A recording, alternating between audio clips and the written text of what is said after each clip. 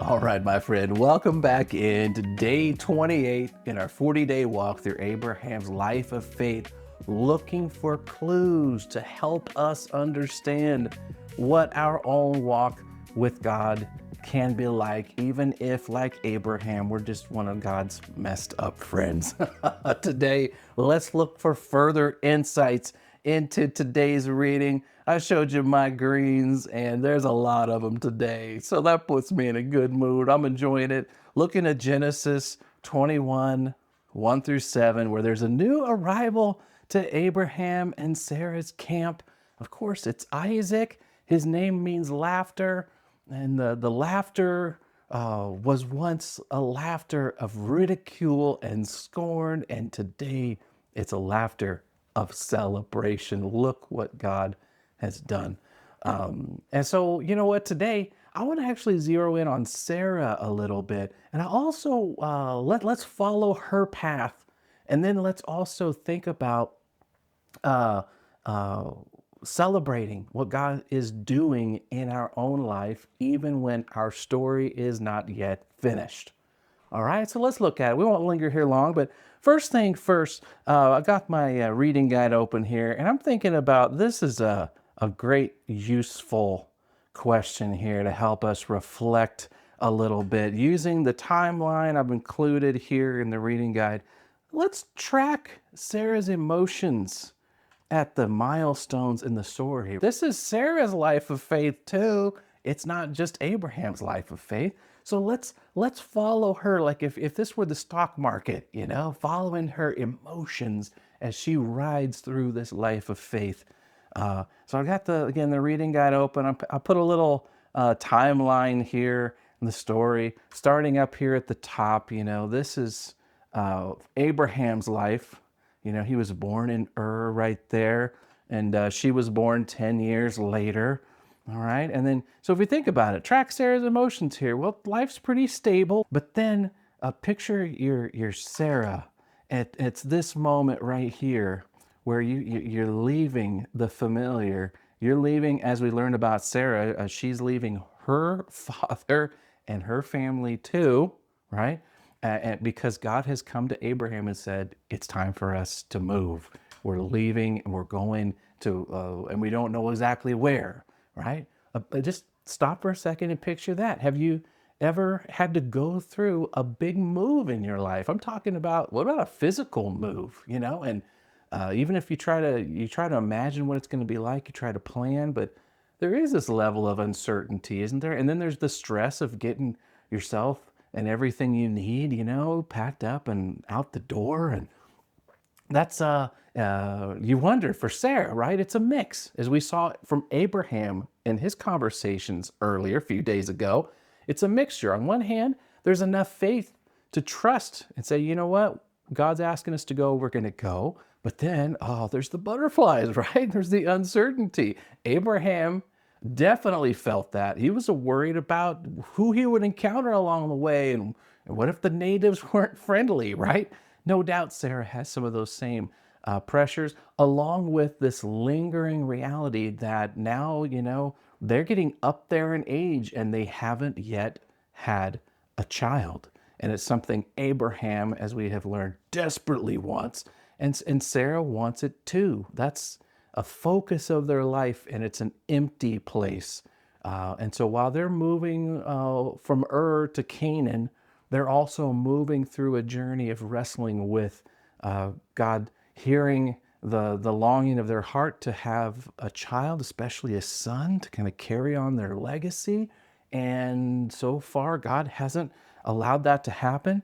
Okay. And then this is Abraham, age 86. So Sarah's 10 years younger. So she's 76, and Ishmael is born. And just again, from Sarah's point of view, the emotions surrounding all of that. It's humiliating. It's devastating. It's got to be.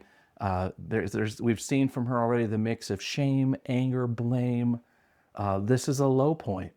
She was willing to suggest some ideas about how to solve the legacy problem, and it's resulted in something that puts a rift between her and Abraham's relationship. It puts a major amount of oh, shame, anger, frustration in her life as after the 10 years of waiting for a promise under the pressure of the waiting, and they go down a dark path, right? So think about that. And then all of that with as the backstory, then we get to today when Isaac is born. Oh, what an incredible relief.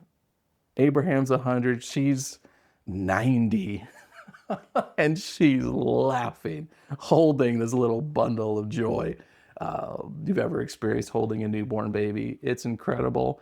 And then after the years of waiting and all the ups and downs and the wondering and the prayers and I mean, it's hard to almost put words to it.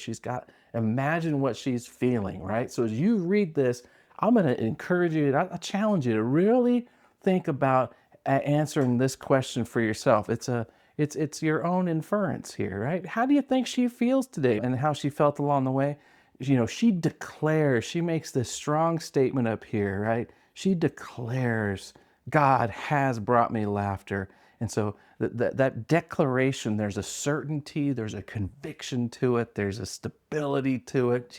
Yeah, it's happened after 25 years of wandering and waiting. It's happened. And when all hope was gone, from a physical standpoint and even probably an emotional standpoint, like, no way. And then, yeah, she's holding them in her hands today. It's got to feel good, right? And that brings me here, that to a moment that I think, we need to talk about here for just a second. Now, to bring it down to our time, our place, our experience. Now, in the story of Abraham and Sarah, it's not yet finished, right? There are a lot of threads, let's say, that have not been tied up. A lot of open questions remain, of course. But today is one of those days where everything's good. And it has me thinking about my own life and maybe yours too. Here's my question for us, all right? Does life have to be perfect for you to celebrate when God does something good? You know what I'm saying? Sometimes we get where we have such an elevated view of the future and how it needs to be, right? That the incremental progress or the moments when God comes through, he doesn't answer all the questions, but he comes through with a big answer to prayer, a big moment of celebration. But we're still looking further into the future. We're looking around further to what's imperfect or unresolved, and it kind of steals the moment of joy that we desperately need, right? I mean, life is, let's be honest, there's a lot of waiting. There's a lot of hope, and not as much we hold in our hands, right? And that's just the nature of it. It's kind of by design. It's okay to acknowledge, hey, there's a lot I still don't know, a lot that still worries me, right? We can do that, and then at the same time, take a knee, put on the party hat, you know what I'm saying? Blow the balloons, celebrate when something really does go well that God has delivered after a long wait. The sense of relief, the sense of joy, the sense of celebration. All right, so I'm gonna encourage me and you too. I'm a chronic future thinker. It's my best and my absolute worst quality. I'm always thinking ahead to what's next, and I fail so often to celebrate. Hey, it's a good moment. Thank you, God. Have some gratitude. Experience the relief that God hasn't forgotten me. God cares. God's working. He's moving me toward the future. Everything's going to be okay. And I have a little taste of that. I need to celebrate that when it happens. And so do you, my friend. So just like today, hey, okay, we got Isaac. Well, what's going to happen with Ishmael? We don't know. Well, how's God going to give Abraham this land from? Probably we don't know. Oh, what's Isaac going to be like? What's it going to be like for him growing up with really old parents? We don't know. You know what I'm saying? Like, hey, we don't know that. We don't know that yet. And Sarah and Abraham sure as heck don't know. Okay, but they do know that this promise that God had made that sounded so ridiculous not long ago, about a year ago for them, just absolutely unintelligibly ridiculous, that it caused them to laugh, right? Laugh at God's ideas, laugh at the suggestion that he could pull it off. And now it's happened. And that laughter of scorn has become a laughter of joy. And they just need to celebrate it.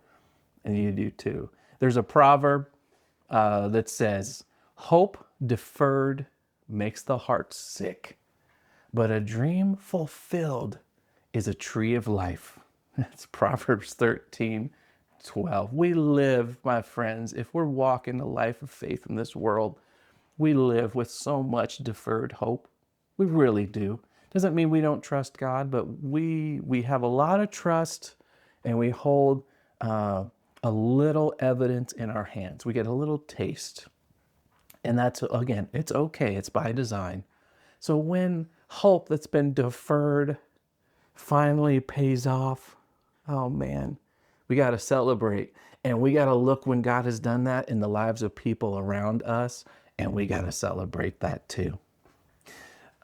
This conversation today reminds me of an old hymn that's stuck in my head from my, recovering Baptist childhood. There's some good things about the recovering Baptist childhood, and some of these old hymns are some of those things.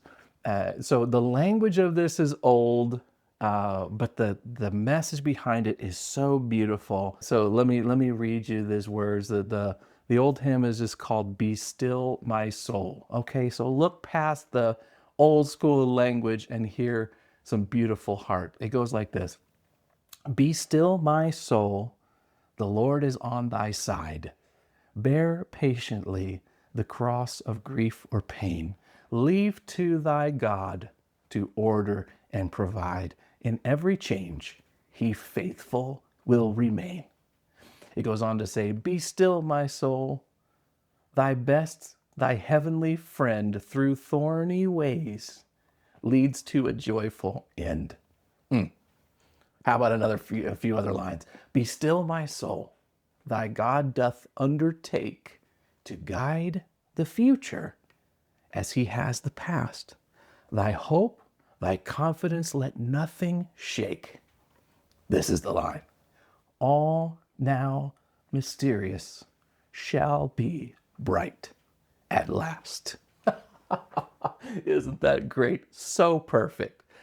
That captures the storyline of Isaac's arrival in the best possible way. What was at one point mysterious is now bright at last. It was murky and full of questions, and now it's held in their hands. They laughed, and now they laugh. Isn't that great? Brings me to the big idea for today. We tie a ribbon on this. Oh man, look at this. Abraham wanted God. Think about his story. We talked about Sarah. Think about Abraham for a minute. Abraham wanted God to use his power to make his plans happen faster. But God wanted to use his power to turn a hopeless cause into an unmistakable landmark of his power and faithfulness. Let's press in a little further. If we want to see God work in truly miraculous ways, we have to walk a path so dark that all hope seems lost. The more ridiculous God's promise seems, the more resounding the joy when God's promise is kept. How about that? All now mysterious shall be bright at last. Celebrate in your life right now, the next moment, when you see a little bit of that hope that God's caring for us and bringing you into a good future with Him forever, when you see a little evidence of that, stop and celebrate. You need it today, and you need it for the next time the path you walk seems so dark.